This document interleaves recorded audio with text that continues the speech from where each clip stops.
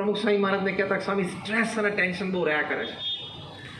મનુભાઈ માધવાણી હોય કે આઈપીએસ રાકેશ આસ્થાના હોય, પ્રમુખ સ્વામી મહારાજ એક ઉપાય કહેતા બધાને જ્યારે વાત કરતા કોઈ મોટા માણસ. સ્વામી એમ કહેતા જો કેટલો ભવ્ય અને દિવ્ય વિચાર છે અને શ્રેષ્ઠ છે.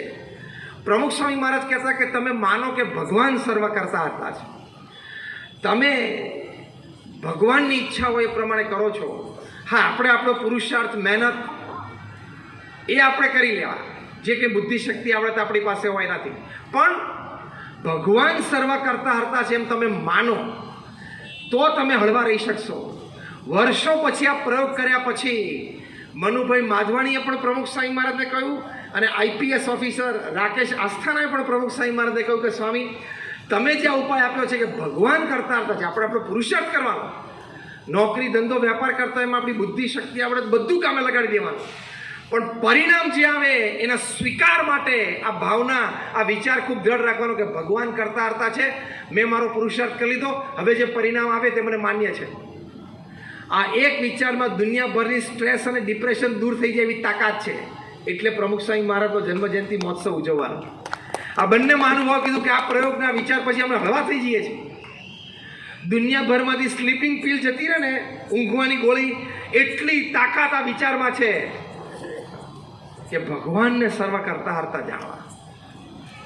તો આવી રીતે ભગવાનને સર્વ કરતા હરતા જાણવા એ પ્રમુખ સ્વામી મહારાજ જીવનની સૌથી મોટી તાકાત હતી.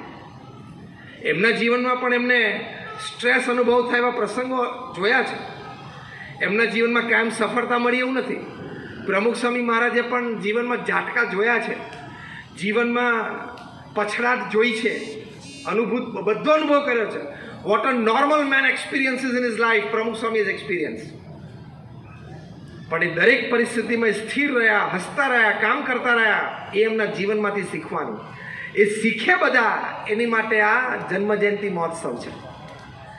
એટલે આવા અનેક વિચારો, ભાવનાઓ અને વર્તનો એમને સમાજને શીખવાડ્યા છે અને સમાજને સુખી કર્યો છે. એ વધારે લોકો સુધી પહોંચે એની માટે આ પ્રમુખ સ્વામી મહારાજ જન્મ શતાબ્દી મહોત્સવ છે. અહીં ભરૂચના આંગણે એક આ મિની મહોત્સવ શરૂ થયો છે આજથી. આજે પ્રમુખ સ્વામી મહારાજ નગર ત્યાં થવાનું છે, એક મિની નગર શરૂ થયું છે. આપ બધા સપરિવાર આપણી સોસાયટીમાં હોય, સગાવાલા હોય, એ લોકોને પણ તમે પ્રેરણા આપજો કે આ 7 દિવસ દરમિયાન અહીંયા એક દિવસ બધા ચોક્કસ પધારજો.